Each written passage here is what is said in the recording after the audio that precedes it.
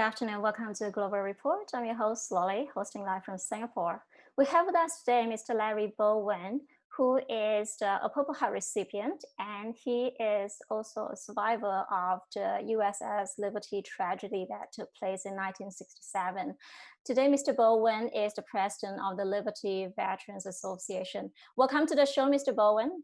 Well, thank you very much. It's a pleasure to be here. Now, Mr. Bowen, rather than having me go into a monologue, could you share with us your illustrious naval career, please? Yes, I spent 21 years in the Navy. I started off as a cryptologic technician.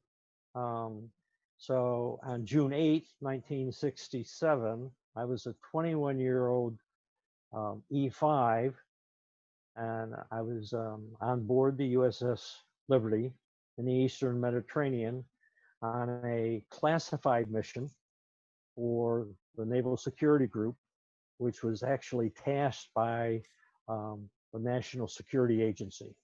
And for my entire 21-year naval career, I worked in support of the National Security Agency. So wasn't always on board ship. In fact, after the Liberty incident, I never had to go back out to sea. And then after my career in the Navy, I spent the next 22 years still supporting the National Security Agency as a defense contractor. So I was still working in the intelligence field, doing similar things that I did while I was in the Navy. And it's, I liked what I did, so. Well, thank you for your service to the country. Now, Mr. Bowen, you mentioned that on June 8th, your ship was sailing out in the Mediterranean Sea. Tell us what happened to that day, please. Okay, that particular day, I had a day watch, which meant that I went to work at about 7 o'clock in the morning, and I would be getting off at about 3:30 in the afternoon.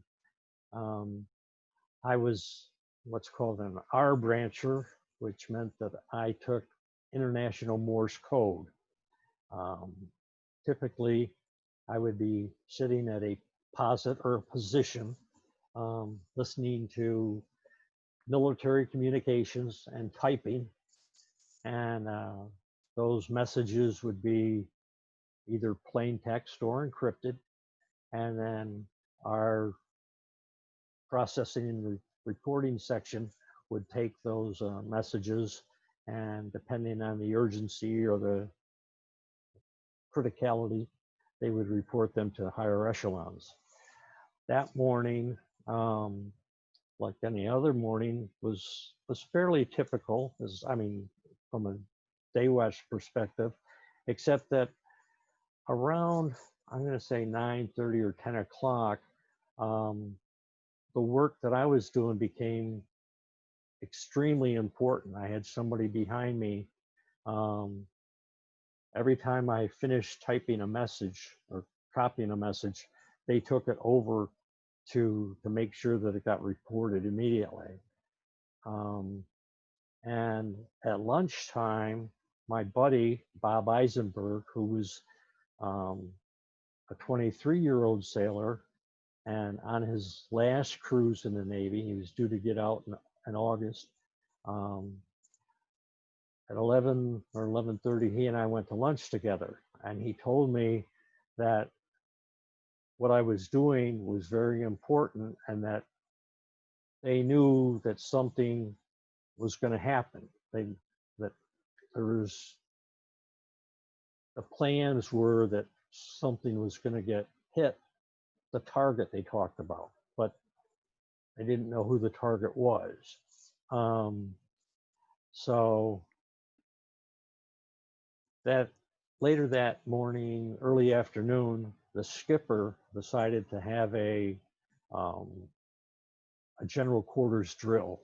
When we do these, periodically on your cruises, just to make sure that the crew is ready in the case of an emergency. Just to interrupt you there, sorry, Mr. Bowen, when you said you were intercepting the signals and doing some interpretation, are you a linguist too, or? No, as an R brancher,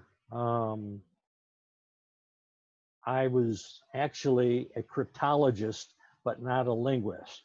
The linguists were the people that were taking these messages and either determining what it was. If it was an encrypted message, they might have to decrypt it. That would have been something that I could have done. But were there any linguists on board that day? oh yes, we had various linguists. We had Russian linguists, we had Hebrew linguists, we had French linguists, probably Spanish linguists. So there were a number of different linguists. We picked up a couple of linguists in Rota, Spain before we went into the Eastern Med. 3 Marines came on board and 1 civilian. So it was our normal cruising area was off the western coast of Africa. So, coming up into the Mediterranean was a very unusual assignment for us. But we were, we go where we're told. And so that was not your normal route. That was not your. Oh, absolutely not. No, we were already on station off the western coast of Africa on May 23rd when we got orders to go up into the Med immediately. And so we immediately went up into Rota, Spain to pick up these additional personnel and to bring on additional supplies and then head over into the Eastern Mediterranean. We couldn't tell anybody where we were going, how long we were going to be there, or anything. And like I said, the skipper, getting back to the preliminary drill, we went through our normal routine for a drill and finished up at about 1:30 in the afternoon. At 2 o'clock that afternoon, we were attacked. What I didn't tell you was that from 7:30 in the morning until about 1 o'clock in the afternoon, we had been overflown by Israeli reconnaissance planes. So we felt pretty comfortable. Israel being an ally, we felt that, we were in safe territory. How did you know that those were Israeli planes? Were they marked? Oh, yes. Yeah. The Star of David was clearly marked on the planes. And we have, our shipmates were out, doing normal routines topside. So they saw the planes. The planes were low enough in some cases where they could actually wave to the pilots. So it was, didn't appear that there were any hostile intents at all. Did the guys on the plane, were they waving back too? Yes. So they saw you guys. Okay, they saw you guys. Yes. Yeah. All right. But at 2 o'clock in the afternoon, unmarked aircraft came out with guns blazing and rockets firing. And they hit us with rockets, with cannon fire, with 50 caliber machine guns, with napalm. There were 821 rocket-sized holes topside, over 3,000 50 caliber machine gun rounds that penetrated the skin of the ship, plus the napalm that burned the entire superstructure. And then 3 torpedo boats came out and launched 5 torpedoes at the ship. Only 1 torpedo connected, but that torpedo instantly killed 25 of our shipmates because it hit right in our collection spaces, right in the area that I would have normally been working. Now, can you, because let's just go back from the time that the rockets were launched Did you guys try to send out any SOS? I mean, how long between the rockets and the torpedoes? Was there a lapse of time? Did you guys try to send out any SOS signals? Our we were trying to do that, but the Israelis were jamming our frequencies, all of our international frequencies for getting an SOS out. So they were monitoring our frequencies, which didn't allow us to get an SOS out. But what about your distress frequencies? Because I mean, it's a violation of international law to be jamming those two. What about your distress frequencies? It is a violation, but they were still jamming those as well. The intent, which is what's been so frustrating for the crew for all these years, is that we wanted a full investigation so that we could find out why there wasn't a more thorough investigation by Congress. Typically, Congress would investigate any act of war against a U.S. naval vessel, and that was never done. The Navy conducted a 7-day court of inquiry, and the only thing that they really looked at was something about a message that was supposed to have come to the USS Liberty, telling the ship to move 100 miles off the coast.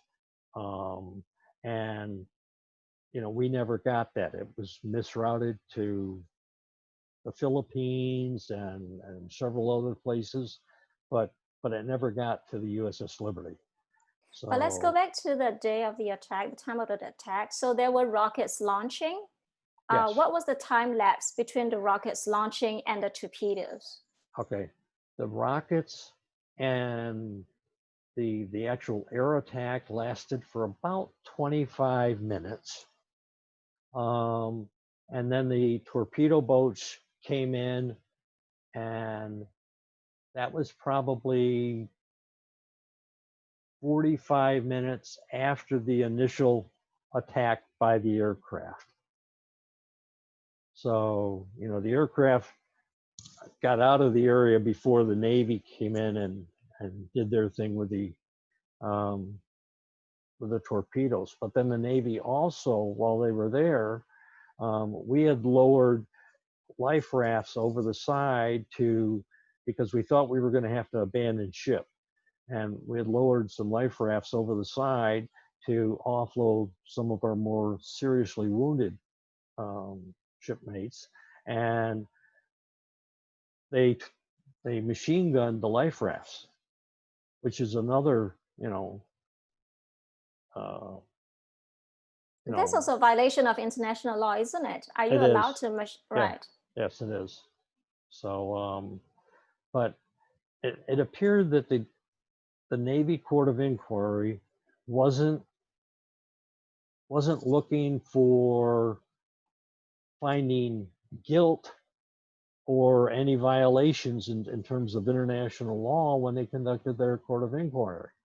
The only thing that they seemed to be focusing on was the failure in the U.S. communication system, which is absolutely absurd. I mean, it just, for me, someone who's a communications specialist, and you would have thought that anyone that had been working in this business for any length of time, it would have been easy for them to get a message to us. So I can't let this go. I just, it still bothers me. Now, I know that you said the frequencies were all jammed, but at one time, I think that one of your shipmates did manage to get a message to Washington. Is that correct? It is. What happened was the Israeli fighters, when they were zeroing in and attacking, they were using heat-seeking missiles. We had one antenna that hadn't been working, so it was a code antenna. So their missiles, when they came in, didn't destroy that particular antenna, but we didn't have a cable going to it that was operational. So one of our shipmates, Terry, ended up getting a coax cable, going out there, putting his life on the line, and splicing the cable together so that they could get this SOS out. And it got to the USS Saratoga, and the Saratoga immediately scrambled jets, and so did the USS America. And shortly after, I'm sorry, how far was the Saratoga and the America? How far away from your ship were they? I'm going to say about 500 miles. They were quite a ways away. They said they were going to be within 15 minutes of air support. But was that before the torpedo hit? That was, yes, that was definitely before the torpedo hit. We were still under air attack because, you know, Terry ended up getting, you know, wounded while he was out there splicing these coax cables together. When he got them together, Saratoga got the message, they scrambled the jets, and then almost immediately they had to notify the White House that, you know, what they were doing. And Secretary of Defense McNamara told them to recall the jets. Well, Captain Tully from the Saratoga didn't understand why, but he thought, well, they had been working with a nuclear drill. They had armed some of their aircraft earlier in the day just to, you know, for a nuclear drill. So they reconfigured their aircraft and put conventional weapons on them and redeployed, and so did the America. And again, they got on, you know, with Criticom to notify the White House that they've redeployed aircraft to come to the aid of the USS Liberty. And McNamara once again said, I told you to recall those aircraft. Admiral Geis got on the phone and said, it's my prerogative, I want it from higher authority. And Lyndon Johnson got on the phone and says, I don't care if the ship and everybody on board goes to the bottom of the Mediterranean Sea, I'm not going to embarrass an ally. When we put out our SOS, we didn't know who was attacking us because they were using unmarked aircraft. So, but just a minute. Earlier, you were saying that when you guys were waving at one another, you knew those were Israeli jets. Yes. So these are a different group of jets that flown in to attack you. Yes, this group of jets that came in were unmarked aircraft. They were all blackened out, so they didn't have any markings on them at all. And it was a three-pronged attack. I mean, it's not like it was a mistaken identity. Wait a minute. I'm sorry. So you said these were unmarked aircraft. Yes. Yet, Lyndon Johnson knew that these were aircrafts from American allies. Exactly. Okay. All right. And that's another question that we, the crew members, have been asking all these years. How would Johnson know that it was an ally that was doing the attacking if the eyewitnesses on site didn't know who was doing it? Now you're a communication specialist. Let me ask you this: how easy it is to jam the frequencies of another, you know, another ship? I mean, because seems like they figured out your frequencies very quickly. How easy is that? Very easy. Very easy. Okay. Yeah, and there was, I mean, you know what the international frequencies are. The United States can do it, and I'm sure Israel can do it, and most of our foes can do it. So it's not uncommon. All right. Okay. Yeah. So so the jets were recalled. The rescue team was recalled twice. I mean, twice. They were recalled twice, and then torpedoes came. And what happened afterwards? when the torpedo hit, and just before the torpedoes hit, the captain, came on and said, "Prepare for torpedo attack." And I mean, having never been in that kind of a situation before, you really don't know what to do. I mean, you sit down on the deck and you brace yourself against a bulkhead, and you just hope that God's with you, and you do a lot of praying. And where the torpedo entered, as I was saying earlier, is when they sound general quarters, all of us have different duty assignments. Some people become part of a damage control team. Some people become part of a fire control team. In my case, instead of staying at the position where I was copying code, I got to move up one deck into another room, setting a position, doing the same job. But it just, what we try to do is minimize losing everything. We still had the same capabilities, we just spread them out in different areas. So I was one level up, and when the torpedo hit, it wiped out that bulkhead that I was sitting at earlier, and wiped out the entire comm center that was right on the other side of that bulkhead. That whole area below me was flooded. 25 of my shipmates were killed instantly. Now, I imagine that is a massive impact to be hit by a torpedo. By that time, how much was the ship listing? How much was it tilting? Initially, it rose up out of the water.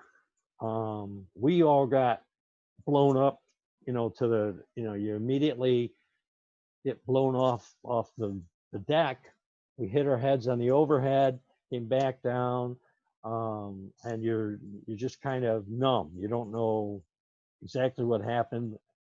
I mean, we knew we had been hit by a torpedo, but we didn't know whether we're going down or what. And of course, we knew we've got all these people down below that we had to try and save. And the listing part, you've got a 29-foot by 40-foot hole in the starboard side of the ship. That's taken on a lot of water. That's the right side. Yeah. And so with that, you've got, with the waves, and it was a fairly calm day, so there wasn't big waves, but it went to about a 7 to 9 degree list. So but you were getting some roll there. Clyde Way and I were two of the guys that were sitting in that room together.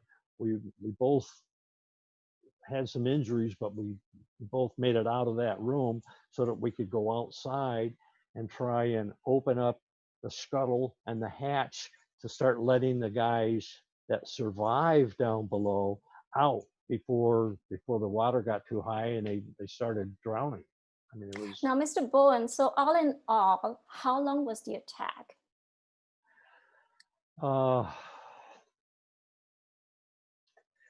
I'm going to say between an hour and a half and 2 hours. It just,